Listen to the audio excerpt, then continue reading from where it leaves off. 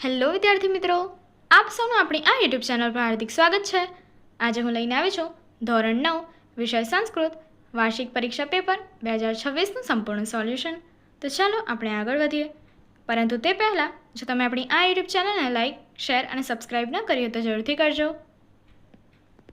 ગુજરાત માધ્યમિક અને ઉચ્ચતર માધ્યમિક શિક્ષણ બોર્ડ ગાંધીનગર વિભાગ એ માતૃભાષામાં અનુવાદ કરો। તમને અહીં કેટલાક ફકરા આપ્યા છે જેનું તમારે તમારી માતૃભાષામાં અનુવાદ કરવાનું છે। તો ચાલો જોઈએ। પહેલા માટે કસ્મિચિતમ વનમાં ખરનખર નામનો સિંહ રહેતો હતો। તે ક્યારેક અહીં ત્યાં ભટકતો હતો, પરંતુ ભૂખ્યાનો ત્રાસ સહન કરતા તેને કોઈ ખોરાક મળતો ન હતો। ત્યારબાદ સૂર્યાસ્ત સમયે તેણે એક મોટી ગુફા જોઈ। તેણે વિચાર્યું, ખરેખર આ ગુફામાં રાત્રે કોઈ પ્રાણી અવશ્ય આવે છે, તેથી હું અહીં જ છુપાઈને રાહ જોઉં। ત્યારબાદ તમને અથવામાં આપેલા પદ્યાંશ એટલે કે ગદ્ય માટે અહીં એનો અનુવાદ જોઈએ। ખેડૂત ઘરડો અને મરણ પથારીએ પડેલો હતો। તેની બાજુમાં રહેલો તેનો પુત્ર તે ખેડૂતને કહે છે, પિતાજી, આજે માર્ગમાં મને પૈસાની થેલી મળી। તેને જોતાં મને ખુશી થઈ। તેનાથી મારી ગરીબાઈ દૂર થશે એમ વિચારીને પૈસાની થેલી લેવા માટે મેં હાથ લંબાવ્યો, પણ ત્યારે જ મને આપનો આ ઉપદેશ સાંભળ્યો, બીજાના ધનનો સ્વીકાર કરવો એ આપણા કુળની પરંપરા નથી। આથી મેં તે પૈસાની થેલીનો ત્યાં જ ત્યાગ કર્યો। આગળ સંસ્કૃત પ્રશ્નોના ઉત્તર વિકલ્પોમાંથી શોધીને લખો। તો જોઈએ, પહેલું છે પ્રભાતકાલે વાયસ કમ અપશ્યત, તો એનો જવાબ છે બી વ્યાધમ। બીજું છે પરસ્ય દુર્ગુણાનુવાદ કસ્મે રોચતે, તો એનો જવાબ છે એ ઈર્ષ્યાગ્રસ્તાય। ત્રીજું છે સંસ્કૃત ભાષાયામ લક્ષ્ય શ્લોક પરિમિતિ ગ્રંથ કહ, તો એનો જવાબ છે એ મહાભારતમ। આગળ માતૃભાષામાં લખો। તમારે અહીં પ્રશ્નોના ઉત્તર તમારી માતૃભાષામાં લખવાના છે। પહેલો પ્રશ્ન, ગાંધીજીને શાંત સ્વરે શું કહ્યું? ઉત્તર, ગાંધીજીએ શાંત સ્વભાવથી મૃદુ ભાષામાં સત્યદેવને કહ્યું કે આપે જે કહ્યું છે તે સાચું છે, પણ આપ સંન્યાસનો ત્યાગ કરો એમ કહેવાનો મારો આશય નથી। હું ફક્ત આપ ભગવા વસ્ત્રોનો ત્યાગ કરો એમ કહું છું। બીજો પ્રશ્ન, સ્નેહપૂર્ણ વાણી નહીં પણ કોણ અનુભવી શકતું નથી? ઉત્તર, મંદબુદ્ધિવાળા અને અજ્ઞાની માણસો સ્નેહપૂર્ણ વાણીને અનુભવી શકતા નથી। ત્રીજો પ્રશ્ન, દશકુમાર ચરિતની વિશેષતા દર્શાવો। દશકુમાર ચરિતમ સંસ્કૃતનું પ્રસિદ્ધ કથા પુસ્તક છે। તેના 7મા ઉચ્છવાસ એટલે કે પ્રકરણમાં એક પાત્ર પ વર્ગ છે, જેમાં પ, ફ, બ, ભ અને મ વર્ણોના પ્રયોગ વિનાના વાક્યો બોલે છે। વર્ણમાળાના અમુક વર્ષોને છોડીને સંવાદ કરવો સંસ્કૃત ભાષામાં જ સંભવ છે, બીજે એ સંભવ નથી। આગળ નીચે આપેલા વિષય પર ટૂંક નોંધ લખો। વિષય છે પહેલું, સંસ્કૃત ભાષાની કોઈ પણ બે વિશેષતાઓ। તો એમાં આપ્યું છે પહેલું, વ્યાકરણની સૂક્ષ્મતા અને સંપન્નતા। સંસ્કૃત ભાષાનું વ્યાકરણ અત્યંત વૈજ્ઞાનિક છે, જેમાં પાણિની દ્વારા પ્રણીત અષ્ટાધ્યાયી નામનું વ્યાકરણ મહત્વપૂર્ણ છે। અને બીજું છે સંસ્કૃત નિબંધક શબ્દકોશ। સંસ્કૃત ભાષામાં અવિશ્રાંત સંસ્કૃતિ અને જ્ઞાનને સંગઠિત કરતા શાસ્ત્રો, વેદો અને પુરાણો જેવી ધર્મશાસ્ત્રીય તેમજ વૈજ્ઞાનિક કૃતિઓ ઉપલબ્ધ છે। બીજો વિષય આપ્યો છે આચાર્ય ચરક। મહર્ષિ ચરક આયુર્વેદ શાસ્ત્રના મહાન વિદ્વાન હતા। તેમણે ઔષધ વિજ્ઞાનના પાયો નાખ્યો। કનિષ્ક રાજાના રાજવૈદ હતા, અથવા ભગવાન બુદ્ધથી પણ પૂર્વવર્તી હતા। મહર્ષિ પતંજલિએ જ ચરકના નામથી ચરક સંહિતા જે અગ્નિવેશની રચના કરી હતી તેનું પુનઃ સંપાદન કર્યું। વગેરે જુદા જુદા મતોને ધ્યાનમાં લઈ ઉપલબ્ધ સાહિત્યથી કહી શકાય તેમ છે કે મોટે ભાગે ચરક ઈસવીસનની 2જી સદીના પહેલાં ચોક્કસ થઈ ગયા હશે। તેમનો મનાતો ગ્રંથ ચરક સંહિતા કાર્યચિકિત્સાનો આકર ગ્રંથ છે। ચિકિત્સા અંગેનું વિસ્તૃત વર્ણન તેના 6ઠ્ઠા વિભાગમાં ચિકિત્સા સ્થાનમાં કરવામાં આવેલું છે, જેની વિસ્તૃતતા તથા સૂક્ષ્મ દ્રષ્ટિએ કારણે ચરકસ્તુ ચિકિત્સે એવી જનોક્તિ પ્રસિદ્ધ થઈ છે। કેટલાક વિદ્વાનોને મતે આ સંહિતા ચિકિત્સાશાસ્ત્ર અને આયુર્વેદિક જ્ઞાનનો વિશ્વકોશ છે। તેમાં આ શાસ્ત્ર મૌલિક તથ્યો તથા સિદ્ધાંતોનું બહુ જ ઉજ્જવળ ચિત્ર પ્રસ્તુત કરે છે। ચરક સંહિતાના સમયમાં વિચારની સ્વતંત્રતાને ઉદારતાપૂર્વક સ્વીકારવામાં આવતી અને કોઈપણ સિદ્ધાંત વિદ્વાનોની સભામાં માન્ય થયા પછી નિર્ણયાત્મક બાબતો ચરકે આયુર્વેદીય તથ્યોના નિર્માણ માટે તજજ્ઞો સભાની બાબત વર્ણવેલી છે. તજજ્ઞો મળીને ગોષ્ઠી કરે છે અને સિદ્ધાંત નિર્ણય થાય છે. માણસોની રહેણીકરણી, વિવાહ, વૈવાહિક જીવન, સંતતિ વગેરે વિષયોના ઉપરના વિચારો તથા તે સમયના હોસ્પિટલ કેવા હોય તથા ક્યાં સાધનો યુક્ત હોય એ બાબતોની ચર્ચા તત્કાલીન સમાજ જીવનનું પ્રતિબિંબ પાડે છે. મહર્ષિ ચરકનો એક ઉપદેશ, રોગવિહીન શરીર એ સૌથી અમૂલ્ય ધન સંપત્તિ છે. આયુર્વેદચાર્યોએ ચરક ચિકિત્સા દ્વારા રોગમુક્ત સમાજની રચના થાય તે અંગે વિચારવું જોઈએ. આગળ નીચે આપેલા ગદ્યખંડ વાંચીને પ્રશ્નોના ઉત્તર લખવાના છે. તો તમને અહીંયા ગદ્યખંડ આપી દેવામાં આવ્યો છે. પ્રશ્ન જોઈએ. પહેલું છે એક પદેન ઉત્તરત. તો એની માટે પહેલું છે ખાલી જગ્યા વિના જના રોગરહિતા ભવિતુમ અર્હતિ. બીજું છે વ્યવહારસ્ય પ્રભાવ કુત્ર ભવતિ. તો એનો જવાબ છે એક પદેન ઉત્તરમાં પહેલું ઔષધમ વિના જના રોગરહિતા ભવિતુમ અર્હતિ અને બીજાનો ઉત્તર છે સ્વાસ્થ્યે વ્યવહારસ્ય પ્રભાવ ભવતિ. બીજો છે પૂર્ણ વાક્યેન ઉત્તરત. તેમાં પહેલો પ્રશ્ન છે ઔષધસ્ય આવશ્યકતા કદા ભવતિ અને બીજો છે માનવેન સમ્યગ વ્યવહાર કિમર્થ કરણીય. પહેલાનો ઉત્તર છે યદા રોગ ભવતિ યદા રોગ શરીરે પ્રવિષ્ટ ભવતિ તદા ઔષધસ્ય આવશ્યકતા ભવતિ. બીજાનો ઉત્તર છે માનવેન સમ્યગ વ્યવહારઃ તેન શરીરે રોગસ્ય પ્રવેશઃ એવ ન ભવતિ ઇત્યર્થ કરણીય. વિભાગ બી. આપેલ શ્લોકના અનુવાદને દોષને દૂર કરી અનુવાદ ફરી લખો. તો તમને અહીંયા શ્લોક આપ્યા છે અને એમાં જે દોષ છે એ તે ઉપર તમે જોઈ શકો છો. તો એ તમારે દૂર કરીને એનો જવાબ એટલે કે એનું સાચું અનુવાદ ફરી લખવાનું છે. તો આપણે અનુવાદ જોઈએ. પહેલા શ્લોક માટે સૌભાગ્યવતી સ્ત્રીઓમાં કોણ શાંત છે? સીતા. કયો રાજા ગુણોમાં ઉત્તમ છે? રામ. વિદ્વાનો વડે કોણ સદા વંદનીય છે? વિદ્યા. અહીં જ કહેવાયું છે પણ તે જણાતું નથી. અથવામાં તમને બીજું આપ્યું છે જેમાં તમારે ખાલી જગ્યાની પૂર્તિ કરીને એને પૂર્ણ કરવાની છે. તમને શ્લોક આપ્યા પછી કીધું છે અન્વય કા સીમંતીષુ. તો એની જવાબ આપ્યો છે ત્યાં આવશે શાંતા. ત્યારબાદ બીજી ખાલી જગ્યામાં આવશે ગુણોત્તમ રાજા ક અભૂત. ત્યારબાદ ત્રીજું છે વિદ્ભુત્વી કા સદાવધ્યા અને ચોથી છે અત્ર એવ ઉક્તમ બુદ્ધયતે ન. આગળ જોઈએ. નીચે આપેલ સંસ્કૃત પ્રશ્નના ઉત્તર વિકલ્પોમાંથી શોધીને લખો. પહેલું છે કે શાંતિ ઈચ્છંતી. તો એનો જવાબ છે સી સાધવ.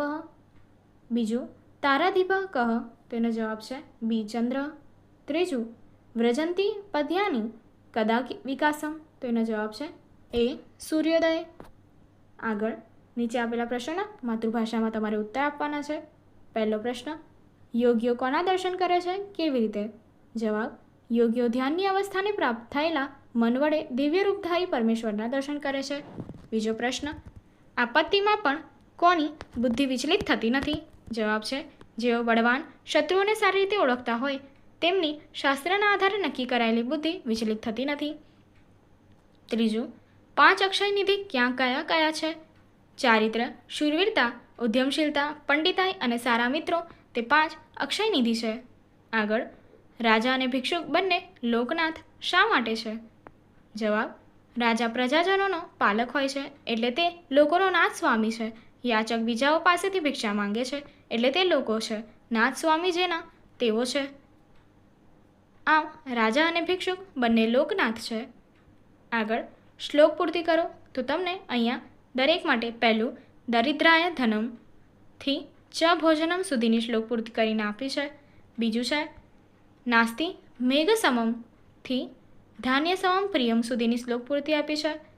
અને ત્રીજું છે પ્રભુત્મલ્પ કાર્યથી પ્રકીર્તિતમ સુધી તમને આ પંક્તિ અહીંયા પૂર્ણ કરીને આપવામાં આવી છે. વિભાગ સી.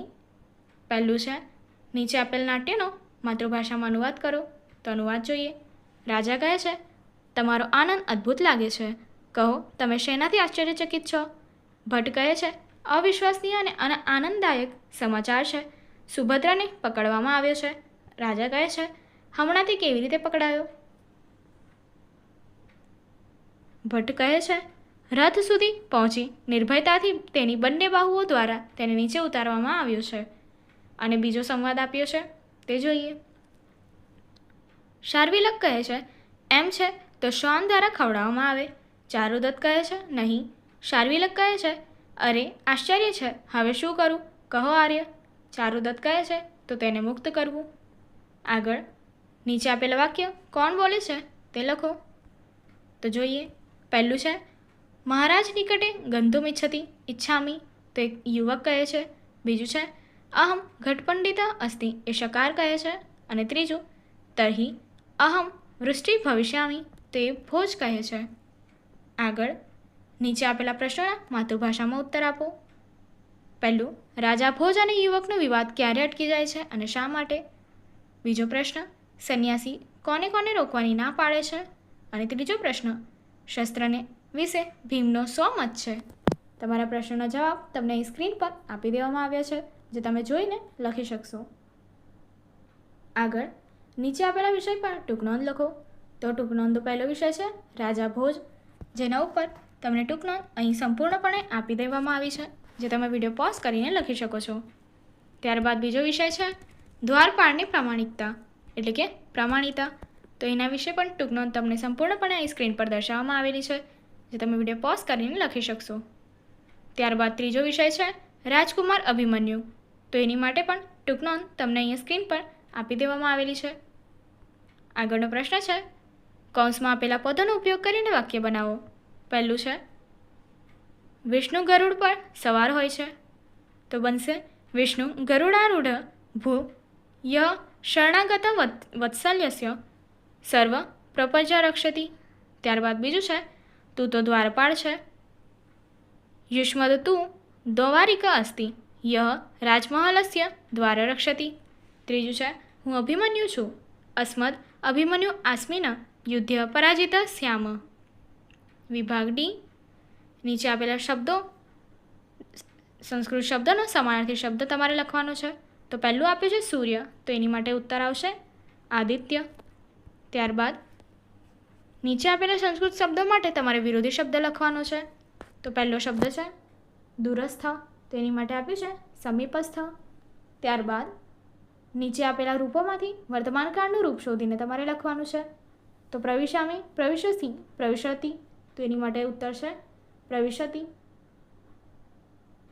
ત્યારબાદ આગળ નીચે આવેલા રૂપોમાંથી સામાન્ય ભવિષ્યકાળનું રૂપ શોધીને લખવાનું છે. તો તમે જોઈ શકો છો ભવિષ્યતી, ભવિષ્યંતી અને ભવિષ્યતઃ, એમાંથી ઉત્તર છે ભવિષ્યંતી. આગળ અધિદત્તસ્ય વાક્યસ્ય સ્મ પ્રયોગમ કૃત્વા વાક્ય પુનઃ કરત. તો જોઈએ. પહેલું આપ્યું છે અહીંયા વાક્ય છે પઠન પાઠનમ ચ અભવત. તો એના માટે જવાબ આપ્યો છે પઠનમ પાઠનમ ચ ભવતી સ્મ. ત્યારબાદ આગળ નીચે આપેલ શબ્દરૂપમાંથી પુલ્લિંગ શબ્દો શોધીને લખો. તો તમને અહીંયા જીવ, બિલમ, જરા એટલા 3 આપ્યા છે, જેમાંથી પુલ્લિંગ છે જીવ. તે જ રીતે સ્ત્રીલિંગ શબ્દ શોધીને લખો. તો અહીંયા જવાબ આવશે પ્રકૃતિ.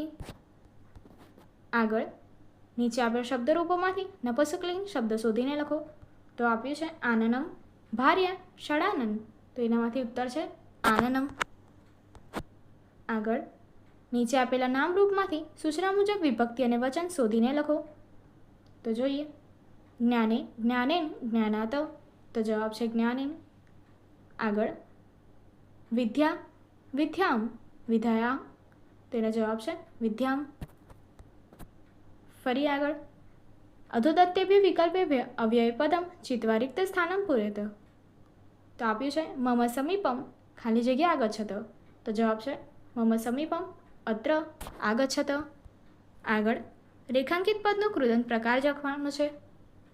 તો જોઈએ. શિશવ ગૃહમ આગંતુ યતંતે. તો એનો કૃદંત પ્રકાર છે હેત્વર્થ કૃદંત. બીજું છે છાત્રા સરસ્વતી સ્મૃત્વા પુરાણા પઠંતી. તો તો એનો જવાબ છે સંબંધક ભૂતકૃદંત. આગળ સંધિ વિચ્છેદ કરવાનો છે અત્રેય માટે અત્ર વત્તા એવ, અને એવી રીતે જ આગળનો પ્રશ્નમાં સંધિ જોડવાની છે સંતિ વત્તા ઇતિ, તો એને કહેવાશે સંતિતિ. આગળ રેખાંકિત શબ્દનો તમારે સમાસ ઓળખાવાનો છે. સૂર્યાસ્ત માટે તો આવશે જવાબ તત્પુરુષ સમાસ. વિભાગ ઈ, નીચે આપેલા વાક્યોના કથાનુસાર ક્રમમાં ગોઠવવાના છે. તો અહીં આપેલ ક્રમ પ્રમાણે પહેલું છે સી, વૃદ્ધાનામ વચનમ આત્મકાલે ગ્રાહ્યમ એવ. બીજું આવશે એ, અનંતરમ તે સર્વે જાલન બધા અભવન. ત્રીજું આવશે ડી, તદત્ર ધૈર્યમવલંબ્ય ઇદાનીમ એવ ક્રિયતામ. અને ચોથું આવશે બી, ઇતિ વિંચિત્ય કપોતા સર્વે જાલમાદાય ઉત્પતિતા. આગળ નીચે આપેલા ગદ્યખંડને વાંચીને પ્રશ્નનો ઉત્તર સંસ્કૃતમાં લખવાના છે. તો એ તમને ગદ્ય આપવામાં આવ્યો છે અને એના પ્રશ્નો આપવામાં આવ્યા છે. તો પહેલામાં એક પદેનમાં છે ખાલી જગ્યા સુંદર વિહગ, તો એની માટે જવાબ આપ્યો છે મયુર સુંદર વિહગ. ત્યારબાદ બીજો પ્રશ્ન છે મયુર કસ્યા વાહનમસ્તિ, તો એનો જવાબ છે મયુર સરસ્વસ્ય વાહનમસ્તિ. ત્યારબાદ બીજું આપ્યું છે પૂર્ણ વાક્યનું ઉત્તર, તો એમાં પહેલો પ્રશ્ન છે મયુરસ્ય પુચ્છમ કીદૃશ, તો ઉત્તર છે મયુરસ્ય પુચ્છમ મનોહરમ અસ્તિ. બીજું છે મયુર કદા હર્ષણ નૃત્યંતિ, તેનો જવાબ છે મયુર વર્ષાસુ ઘનાનામ ગર્જન શ્રૂયતે તદા હર્ષણ નૃત્યંતિ. આગળ કર્તા સાથે યોગ્ય કૃતિ જોડવાની છે. તો જોઈએ, પહેલું છે મહાકવિ કાલિદાસ, તો એની સાથે આવશે તમારે ઋતુ સંહિતા. ત્યારબાદ બીજું છે આચાર્ય ચરક, તો એની સાથે આવશે ચરક સંહિતા. અને ત્રીજું છે પંડિત વિષ્ણુ શર્મા, તો એની સાથે આવશે પંચતંત્રમ. આગળ રેખાંકિત પદોને શુદ્ધ કરીને ગદ્યખંડ ફરી લખવાનો છે. તો તમે એ સ્ક્રીન પ્રમાણે જોઈ શકો છો, જેનો જવાબ તમને સ્ક્રીન પર આપી દેવામાં આવ્યો છે. આગળ નીચે આપેલા શ્લોકનો માતૃભાષામાં અનુવાદ કરી અર્થવિસ્તાર લખવાનો છે. તો તમને અહીંયા શ્લોક આપી દેવામાં આવ્યો છે, જેનો અહીં તમને અનુવાદ સંપૂર્ણપણે સ્ક્રીન પર દર્શાવી આપ્યો છે, જેનો તમે વિડીયો પોઝ કરીને લખી શકશો. તે જ રીતે બીજી પંક્તિ માટે અહીં તમને અનુવાદ આપવામાં આવ્યો છે, જે તમે વિડીયો પોઝ કરીને લખી શકશો. તેનો અર્થ વિસ્તાર પણ તમને સંપૂર્ણપણે અહીં સ્પષ્ટ કરવામાં આવ્યો છે. આગળની એક્ટિવિટી જોવા માટે અહીં આપેલી એન્ડ સ્ક્રીન પર ક્લિક કરો. Thank you.